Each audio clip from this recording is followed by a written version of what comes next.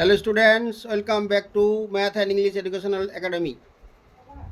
আজ তোমাদের uses of preposition as direction, দিক নির্দেশন, দিক নির্দেশের ক্ষেত্রে কোন কোন প্রিপোজিশনগুলো বসে সেগুলো নিয়ে আলোকপাত করছি। আশা করি ভিডিওটা তোমরা প্রথম থেকে শেষ পর্যন্ত দেখবে।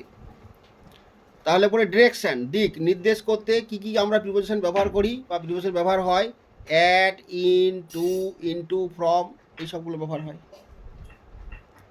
তাহলে পরে অ্যাট প্রিপোজিশন, অ্যাট প্রিপোজিশনটা আমরা কখন বসবো? Some naughty boys were throwing stones at the dog, the tiger was running at the deer. তাহলে অ্যাট কখন বসে?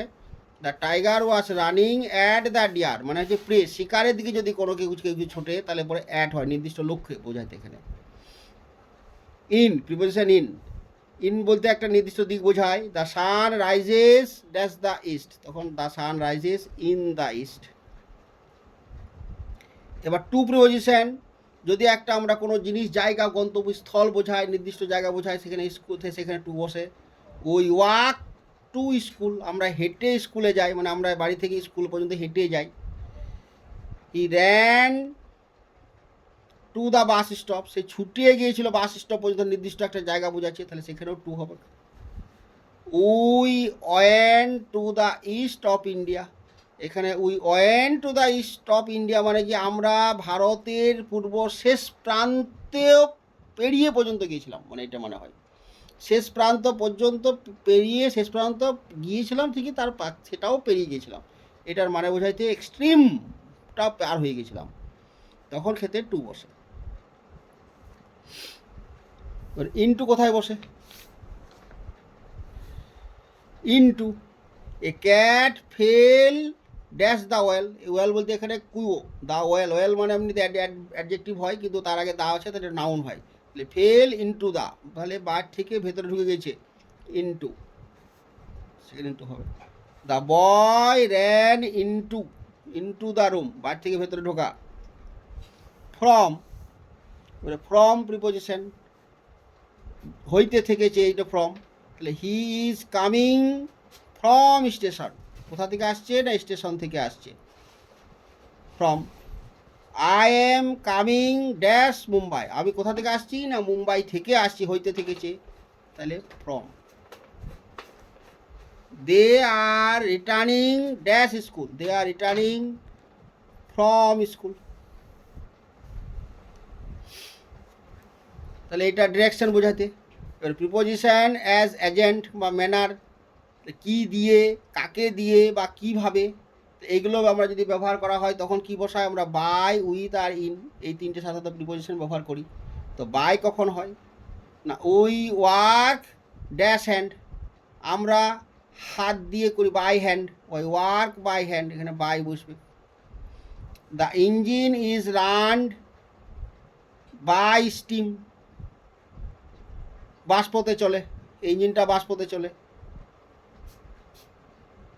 Ravan was killed by Ram, এখানে মানুষের দ্বারা হয়েছে, তার জন্য বাই বসে। রাবণ রাম কর্তৃক নিহত হয়েছিল। উইথ, উই রাইট ড্যাশ, কোনো বস্তুর দ্বারা, with, with a pen. She speaks with smile, সে হেসে হেসে কথা বলে, তখন উইথ। ইন কখন বসে? না ইন কখন বসে? হি ইজ ক্রাইং, যন্ত্রণায় যদি হয়, যন্ত্রণাদায়ক যদি হয় কান্নাটা, তাহলে ইন। ব্যথায় যন্ত্রণায় ছটফট করছে বা কাঁদছে, তখন ইন বসে, ইন পেন। এবার এই যে এজেন্ট, এই তিনটে বাই, উইথ আর ইন, এই তিনটে প্রিপোজিশন আমি একটা সেন্টেন্সের মধ্যে দেখাবার চেষ্টা করছি, তাহলে তো তোমাদের এই বাই, উইথ আর ইনের যে ডিফারেন্স, সেন্সের ডিফারেন্স, সেই সেন্সটা তোমাদের ক্লিয়ার হবে। তো কী আছে?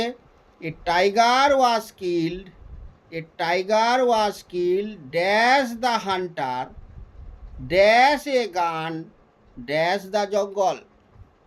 তাহলে এ টাইগার ওয়াজ কিল্ড, তাহলে কে হয়েছে?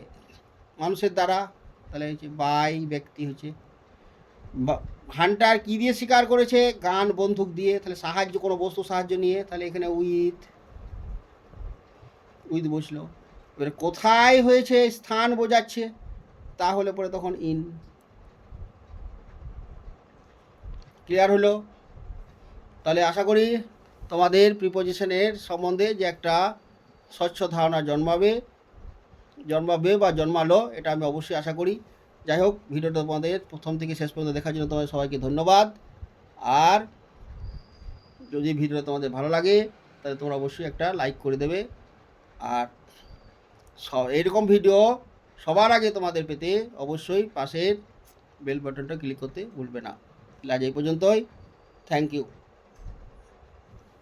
পরের ভিডিও পর্যন্ত তোমরা অবশ্যই ভালো থাকবে, সুস্থ থাকবে, এই আশা করি।